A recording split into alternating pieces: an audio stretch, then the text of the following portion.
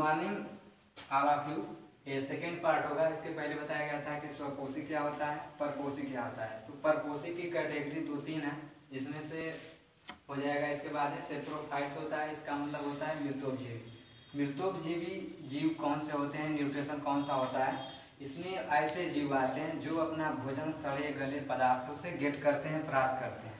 ऐसे जीवधारी को मृतोपजीवी जीवधारी कहते हैं। इसका जो एग्जाम्पल होगा इसमें हो जाएगा कवक, जिसे हम फफूंद बोलते हैं और इंग्लिश में फंगी बोलते हैं। कुछ बैक्टीरिया भी आते हैं। ये दोनों ऐसे ऑर्गेनिज्म हैं, यानी ऐसे जीव हैं जो ऑलवेज भोजन को गेट करेंगे।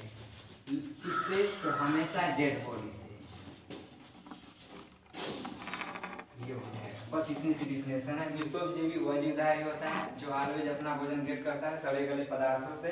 ऐसे जीवधारी को मृतोपजीवी कहते हैं। एग्जाम्पल क्या होगा, एग्जाम्पल में तो कवक और जीवाणु। नेक्स्ट होगा, अगला है पैरासिटिक न्यूट्रिशन।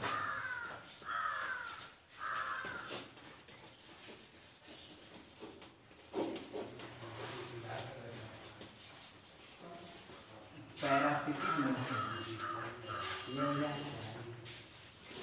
पैरासिटिक का मतलब होता है परजीवी। परजीवी का मतलब ये होता है कि परजीवी जीवधारी वो होते हैं जो अपना भोजन दूसरे से गेट करते हैं, बट इसमें एनिमल की यानी होस्ट की डेथ नहीं होती है। होस्ट मतलब क्या होता है, जैसे मैं कहता हूँ यह एक एनिमल है, अगर यह एक बैक्टीरिया है, यह बैक्टीरिया जिस एनिमल से या प्लांट से भोजन को गेट करेगा, इस एनिमल की कभी भी डेथ नहीं होती है, कभी भी डेथ नहीं। ये हो जाएगा। इसमें बस हल्का सा अंतर ये होता है पैरासिटिक न्यूट्रिशन में, इसमें कोई भी एनिमल होता है जब भोजन को गेट करता है तो जिससे भोजन गेट करता है इसे हम बोलते हैं होस्ट। होस्ट बोलते हैं। होस्ट का मतलब होता है पोषक। क्या होगा, पोषक। और ये होते हैं, और इस क्रिया को बोलते हैं पोषक। भोजन गेट करने की क्रिया को बोलेंगे पोषक। किस तरीके से हो जाएगा हमारा कि ये लोग जिसपे भोजन जिससे गेट करते हैं, ये हो जाएगा हमारा कि ये लोग भोजन गेट करते हैं तो इसमें एनिमल की डेथ नहीं होती है, इसे बोलते हैं पैरासाइट। पैरासिटिक न्यूट्रिशन ये 2 टाइप का होता है, ज़्यादा जानकारी के लिए हो जाएगा। 2 टाइप में कौन कौन सा होता है, तो 2 टाइप के में हो जाता है। एक होता है इसमें पैरासिटिक में हो जाएगा एक होता है अंतः पैरासाइट होता है, एक होता है बाह्य पैरासाइट्स। अंतः पैरासाइट्स का मतलब होता है कि एनिमल उसकी बॉडी में लीव करता है, उसके बॉडी के अंदर रहता है और वहाँ से भोजन गेट करता है। इसका एग्जाम्पल हो जाएगा एसर्जिया कोलाई, जो मनुष्य की आंख में रहता है। इसके बाद हो जाएगा जैसे सेकेंड वाले में बाह्य परजीवी का मतलब ये होता है कि बाह्य परजीवी एनिमल्स वो होते हैं जो एनिमल अपना भोजन गेट करते हैं बॉडी के बाहर रहकर। इसका एग्जाम्पल हो जाएगा जैसे मॉस्किटो है। मॉस्किटो क्या करता है, बॉडी के बाहर ही आता है और ब्लड को सकिंग करके फिर चला जाता है, तो ये होता है बॉडी के बाहर। तो इस टाइप के पैरासाइट, इस प्रकार के न्यूट्रिशन को बोला जाता है कि एक्सटर्नल पैरासिटिक बोल सकते हैं, और पहले वाले को इंटरनल यानी अंतः परजीवी या बाह्य परजीवी। अब ये हो जाएगा हमारा। अगला होगा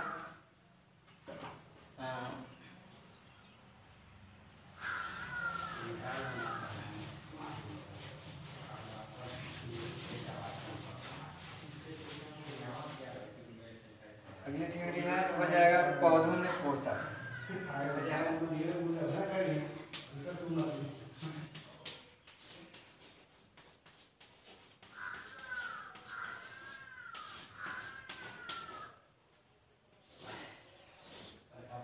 इसको बोलते हैं न्यूट्रिशन इन प्लांट बोलेंगे।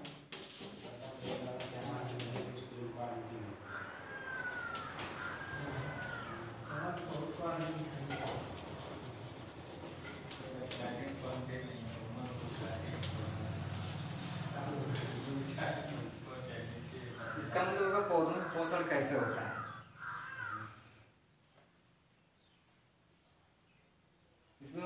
सभी जीवधारियों को भोजन की आवश्यकता पड़ती है। उसमें वृद्धि होती है और अपने बॉडी के वृद्धि के लिए एनर्जी की आवश्यकता पड़ती है, अपने सारी जैविक क्रियाओं को चलाने के लिए एनर्जी की आवश्यकता पड़ती है। तो ये एनर्जी आती कहाँ है?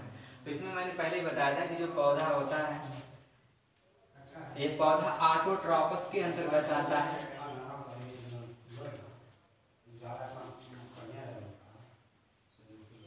ऑटोट्रॉपस के अंतर्गत आता है, यानी स्वपोषी।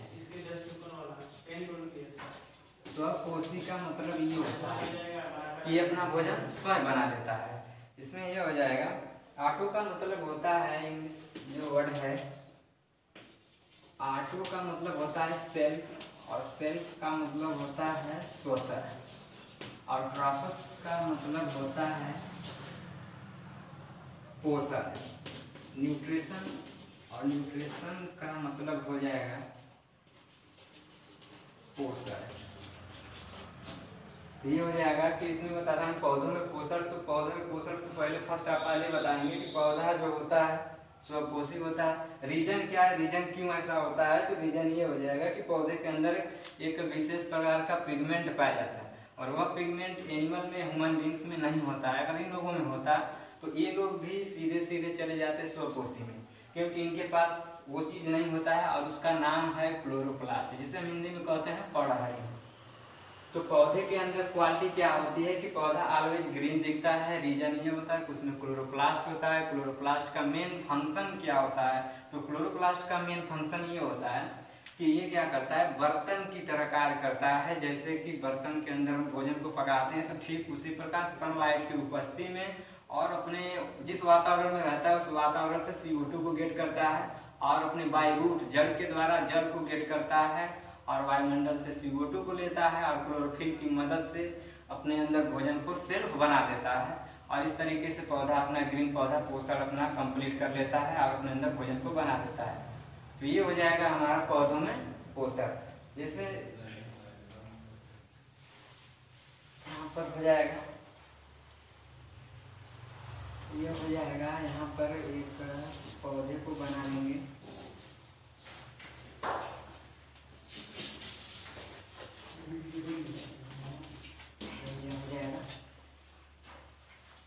पौधे में पोषण बताना है तो पौधे का जो लीफ होता है यह ग्रीन है, और यहाँ पर हो जाएगा रूट हो जाएगा। इसमें क्या होता है कि पौधा लीफ वाले पार्ट में क्लोरोप्लास्ट पाया जाता है, और बाय रूट से क्या करता है, जल को गेट कर लेता है, और अपने चारों तरफ के वातावरण से CO2 को गेट कर लेता है। अब इस तीनों को ऐड कर देंगे, बन जाएगा इसका भोजन बन जाएगा। और भोजन जो बनता है फर्स्ट ईटेबल पदार्थ जो होता है उसी को बोलते हैं ग्लूकोज, जिसका फार्मूला होता है C6H12O6। ये होता है इसका फार्मूला, यानी इसमें जो बनेगा C6H12O6 ये पौधे के द्वारा बनाया गया भोजन होता है, जो अपने पार्ट में स्टोर कर लेता है, और इसी ग्लूकोज की वजह से अपनी बॉडी के सारी जैविक क्रिया को चलाता है। जैसे शोषण हो गया, एक्सक्रीशन हो गया, और डाइजेशन हो गया, आर वर्क को टेक प्लेस करने का कार्य करता है। तो ये हो जाएगा पौधों में पोषण। और इसी मैकेनिज्म को नाम देते हैं, इंग्लिश में बोलते हैं फोटोसिंथेसिस बोलते हैं, और हिंदी में बोलते हैं प्रकाश संश्लेषण। ये हो जाएगा डिफिनेशन। ये हो जाएगी कि प्रकाश संश्लेषण की डिफिनेशन अगर पूछता है कोई, प्रकाश संश्लेषण किसे कहते हैं, तो बता देंगे सीधे कि पौधे के द्वारा बनाए गए भोजन की प्रक्रिया को क्या कहते हैं, प्रकाश संश्लेषण कहते हैं। कैसे बनाता है बता देंगे। 3 कंपोनेंट की आवश्यकता होती है। फर्स्ट हो जाएगा CO2 हो जाएगा, सेकेंड पे H2O हो जाएगा, नंबर 3 पे क्लोरोफिल, नंबर 4 हो जाएगा सनलाइट। इन चारों के संयोग से पौधा अपना भोजन स्वयं बना लेता है, इसलिए पौधे को स्वपोषी कहते हैं। और पौधा और इस बनाने की विधि को क्या कहते हैं, फोटोसिंथेसिस, और हिंदी में कहते हैं प्रकाश संश्लेषण। यह हो जाएगा। इसको रिएक्शन के द्वारा दिखाना चाहते हैं तो वो भी हो जाएगा। कैसे बना लेता है,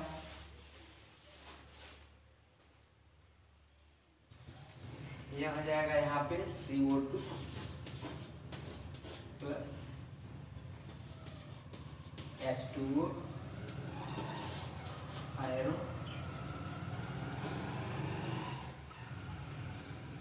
C6H12O6 ये हो जाएगा, यहाँ पे 6 हो जाएगा और यहाँ पे हो जाएगा सब 4 वाले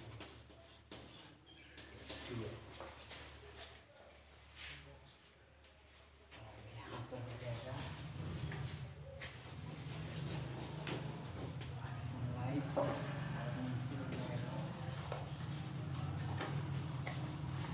ब्लास्ट। इसे बोलते हैं ग्लूकोज।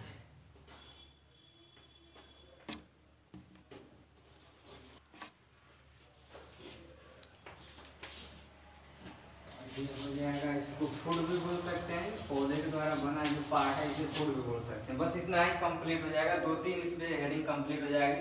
पौधे में पोषण कोई पूछता है तो फर्स्ट आप बताओगे पौधे में जो पोषण होता है वो ऑटोट्रॉपस होता है, स्वतः होता है, स्वपोषी होता है, क्योंकि ये अपना भोजन स्वयं बना लेता है। अगर कोई पूछता है थ्योरेटिकल बताओ, थ्योरेटिकल डायरेक्टली बताओगे कि पौधा क्या करता है, सनलाइट की उपस्थिति में CO2 + H2O क्लोरोफिल की सहायता से अपना भोजन स्वयं बना लेता है। अगर कोई बताता है पूछता है कि केमिकल रिएक्शन के थ्रू आप रिप्रेजेंट करो तो ऐसे कर देंगे कि CO2। अगर कोई पूछता है ये आया कहाँ से है तो डायरेक्ट लिख देंगे एटमॉस्फेयर से। कहाँ से आया है, एटमॉस्फेयर से आया है, यानी वायुमंडल से आया है। H2O कहाँ से आया तो बताएंगे रूट के द्वारा ले लेता है। क्लोरोफिल इसके लीफ में ऑलवेज नेचुरली पाया जाता है, ये बता देंगे कि जो जितने भी ग्रीन पार्ट होते हैं पौधे का उसमें क्लोरोफिल के कारण ही ग्रीन होता है। और इस तीनों के संयोग से जो पदार्थ बनता है फूड भी लिख सकते हैं, ये हो जाएगा फूड। आपका थ्योरेटिकल हो जाएगा। अगर पूछता है कोई केमिकली रिएक्शन के थ्रू बताइए इस भोजन को किस केमिकल के द्वारा डिनोट करेंगे तो आप बताओगे कि C6H12O6 और इसी को हम बोलते हैं कि ग्लूकोज है। और ये ग्लूकोज पौधे के द्वारा बनता है भोजन, और इस भोजन का उपयोग करके पौधा क्या करता है, अपनी बॉडी को ग्रोथ करता है, वृद्धि करता है, डेवलपमेंट करता है, फ्रूट फ्लावर आदि का इसमें निर्माण करता है। अब कोई पूछिए इस पूरी प्रोसेस को एक अलग नाम देना चाहते हैं तो क्या नाम देंगे? इस पूरे प्रोसेस को एक नाम दे सकते हो जिसका नाम होगा फोटोसिंथेसिस।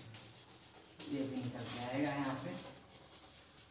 और इसको हिंदी में बोलते हैं प्रकाश संश्लेषण।